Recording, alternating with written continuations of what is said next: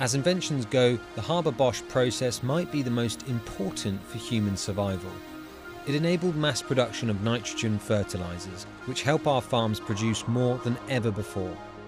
The object is to produce an early crop maturity and consequently more grain volume. Food is more affordable, and billions of us have avoided starvation. It's been so instrumental to the existence of our species, it's estimated half the nitrogen in our bodies is made synthetically. This is how we harness thin air to feed billions.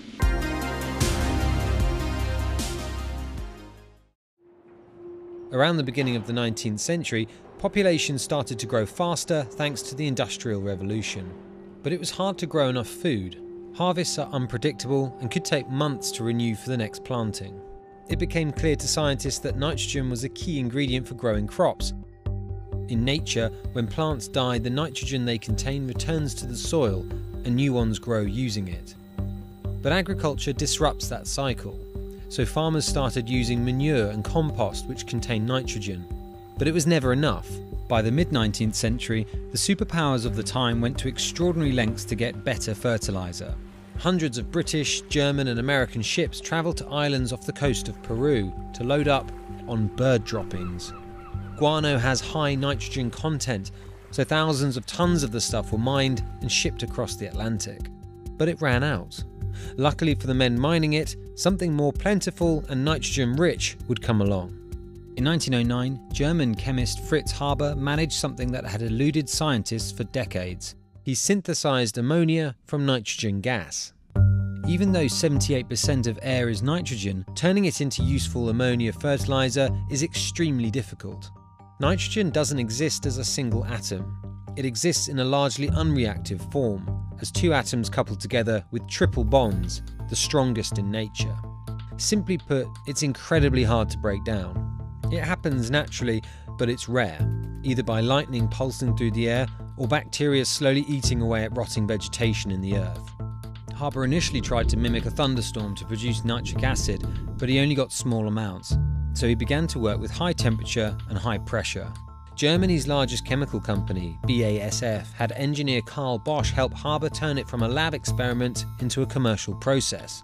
The team had to invent much of their equipment to handle the extreme conditions and worked in a concrete chamber away from other workers due to frequent explosions. When completed, the Haber-Bosch machine stood nearly 8 meters tall and produced 90 kilos of ammonia per hour. But it wasn't used to create fertilizer. Not initially, anyway. By 1914, the world was at war. Germany was struggling to manufacture explosives due to shortages of nitric acid. A proud patriot, Fritz Haber became involved in the war effort and began to produce poison gas.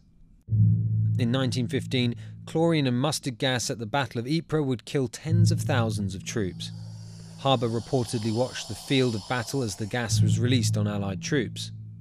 Haber's wife, Clara Immerwahr, a prominent chemist in her own right, was sickened by his involvement and would commit suicide by shooting herself with Haber's army pistol. Despite effectively becoming the father of chemical warfare, Fritz Haber's achievements in synthesizing ammonia would lead to the award of a Nobel Prize. Together with advances in breeding, synthetic nitrogen fertilizers more than tripled average US wheat yields during the 20th century. The planet's human population exploded from 1.6 billion in 1900 to nearly 8 billion today as it became easier for people to secure food. As fertilizer use ramped up after the Second World War, population growth accelerated. It wasn't just human life the Haber-Bosch process supported. Billions more animals were farmed to satisfy human consumption. Of course, there is a price to pay. A huge strain is placed on the environment by the number of mouths to feed. A lot of the nitrogen in fertilizer fails to make it into the food chain and pollutes our water. So as our population continues to grow, and the more we rely on the Haber-Bosch process, the more nitrogen will leach into the environment. That is, unless we choose to reduce our meat-heavy diets. It also takes a lot of energy to make ammonia out of nitrogen.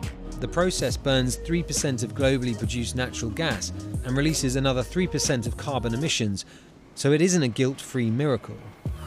But with almost every meal that we eat, we benefit from the Haber-Bosch process, providing the world with easy and affordable access to nitrogen. If crop yields remained at 1900 levels, we would need 4 times more land to farm on. That's nearly half of all ice-free continents, rather than the 15%